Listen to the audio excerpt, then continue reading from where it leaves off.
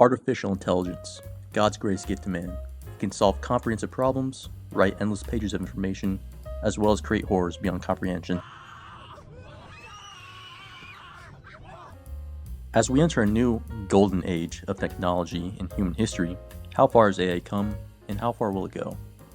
Looking back on the early stages of generative AI, we can easily laugh at its capabilities.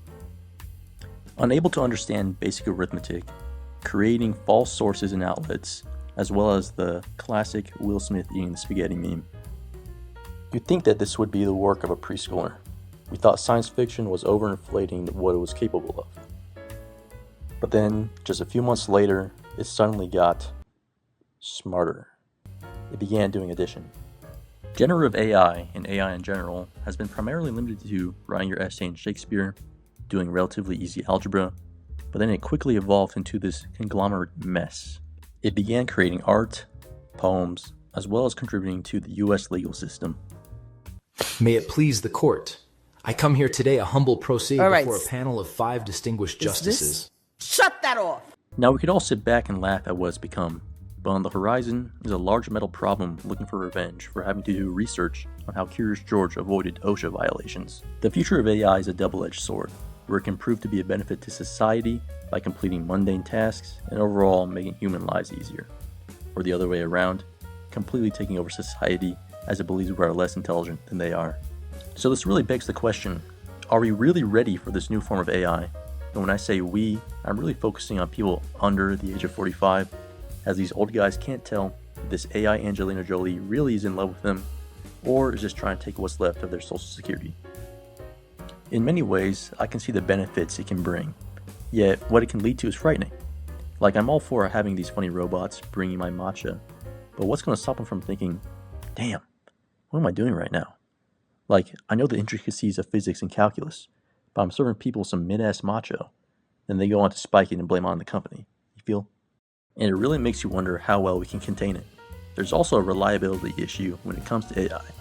You can ask a hyper-specific question, you can spew out evidence that's relevant to the topic, but when you ask it to give a source, it'll be like, I don't know bro, just gotta trust me on this one.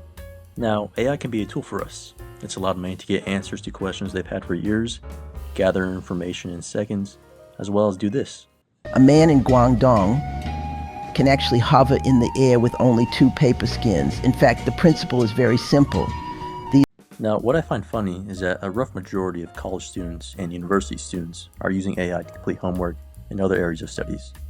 I thought students would be the only ones using this in an upper educational setting, but now professors and doctors are using AI to construct lectures and other material.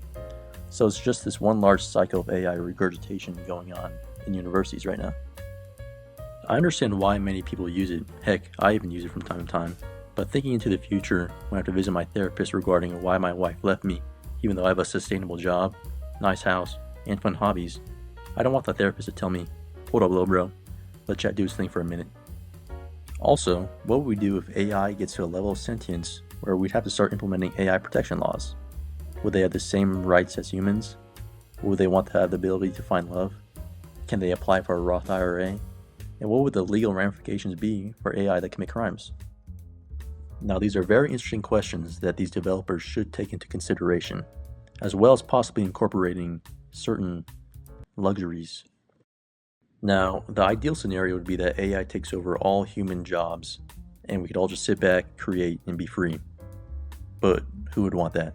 Its primary purpose in the future, I believe, is going to be a research-based role, where it does hypothesis testing as well as data analysis. Now, will this take over people's jobs? 100%. And that's where the question of, would you trust a system that would have no human error involved in its analysis?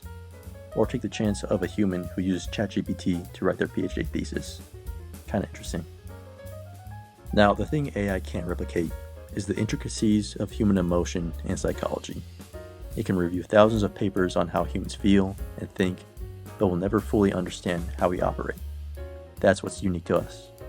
Our innate ability to feel for one another, to know when someone is upset, to have the ability to cry, and to be able to share a conversation with a stranger on the side of a street. To hear your child laugh for the first time, understand what it's like to fall in love, to be able to grieve, and to feel content. With the ever-looming AI integration in everything we do in the future, It's nice to know that we as a human race can look at one another at the end of the day and be able to enjoy one's presence, as these matcha-fetching robots inevitably begin to take over our planet. Thanks for watching. Please leave a like and subscribe. Catch you later.